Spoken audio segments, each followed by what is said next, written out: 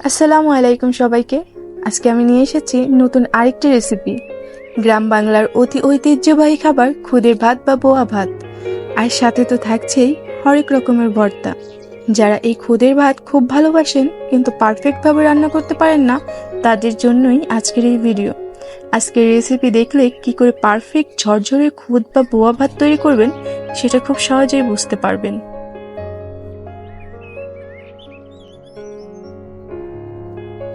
প্রথমেই আজকের এই রেসিপির জন্য আমি আমার প্রয়োজনীয় সব উপকরণগুলো নিয়ে নিয়েছি। এখানে আমি নিয়েছি পেঁয়াজ, কাঁচামরিচ, রসুন, চাপা শুটকি, চীনাবাদাম, টুকরো করে নেওয়া আলু, বেগুন এবং সজপাতা, সাথে 1 কেজি পরিমাণ খুদের চাল।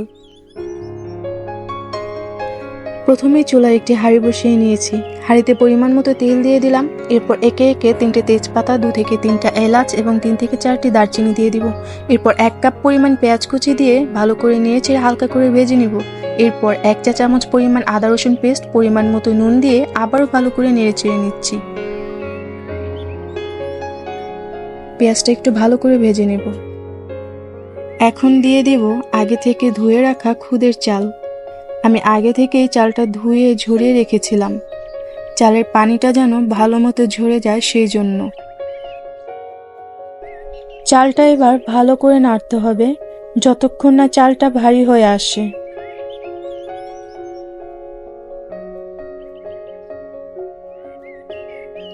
চালটা একটু ভালো করে ভেজে নিলে ভাতটা সুন্দর ঝরঝরে হয়। আমি অন্য একটা চুলায় টুকরো করে কেটে রাখা আলু এবং বেগুন সিদ্ধ করতে দিয়েছিলাম। এই তো সিদ্ধ হয়ে এসেছে। এদিকে আমার চালটাও ভালো করে ভাজা হয়ে গেছে। এখানে আমি ছোট্ট একটা টিপস শেয়ার করছি।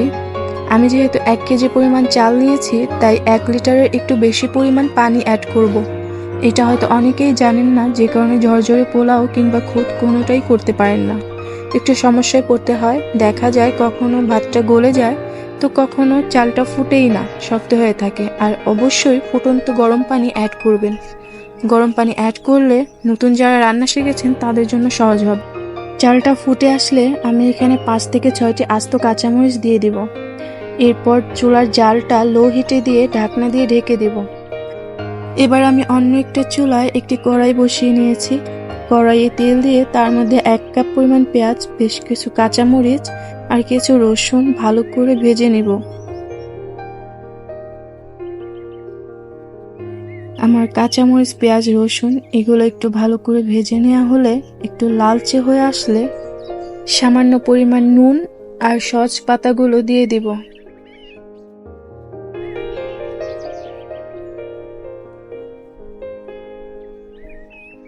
এরপর সস পাতাগুলোকে হালকা করে একটু ভেজে নিয়ে আমি এগুলোকে নামিয়ে নিব।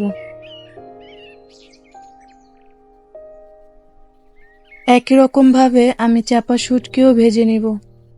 প্রথমে কাঁচামরিচ, পেঁয়াজ, কিছু রসুন দিয়ে চাপাগুলো হালকা করে ভেজে তারপর নামিয়ে ফেলব। এরপর আমি তেল ছাড়া বাদাম ও শুকনা মরিচ ভেজে নিচ্ছি।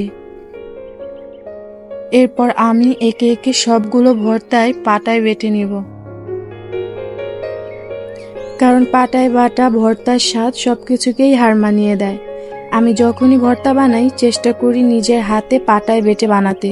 এই আধুনিক যুগে তো আমরা সবকিছুই আধুনিকভাবে করতে পছন্দ করি, তাই অনেকেই এখন ব্লেন্ডারে ভর্তা বানিয়ে খান।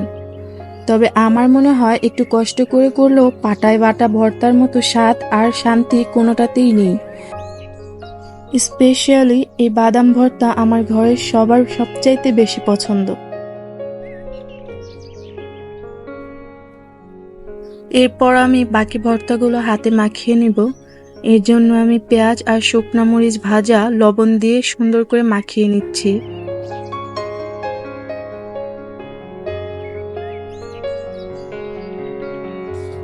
হাতে মাখানো ভর্তায় সর্ষের তেল একটু বেশিই দেই আমি, কারণ সর্ষের তেলের ঝাঁজটা আর ঘ্রাণটা আমার বেশ ভালো লাগে।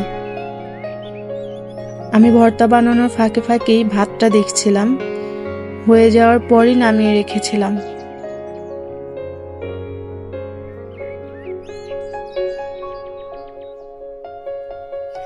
এখন পরিবেশনের পালা। দেখতেই পাচ্ছেন খুদের ভাতটা ঠিক কতটা ঝরঝরে হয়েছে। আপনারা যদি রেসিপিটা হুবহুবই ফলো করেন, আপনাদের খুদের ভাতও ঠিক এইরকমই ঝরঝরে এবং পারফেক্ট হবে। সাথে ভর্তাগুলো দিয়ে আমি ফাইনালি পরিবেশন করে নিচ্ছি। এই লোভনীয় খাবারটা যারা মিস করেছেন তারা তৈরি করে দেখতে পারেন, আশা করছি ভালো লাগবে। আমাদের গ্রাম বাংলার খুবই ঐতিহ্যবাহী একটি খাবার, ছোটবেলায় অনেক খেয়েছি দাদি নানির হাতে, এখন নিজেই বানিয়ে খাই। তো আপনাদেরও যদি আমার রেসিপিটি ভালো লাগে অবশ্যই ট্রাই করবেন।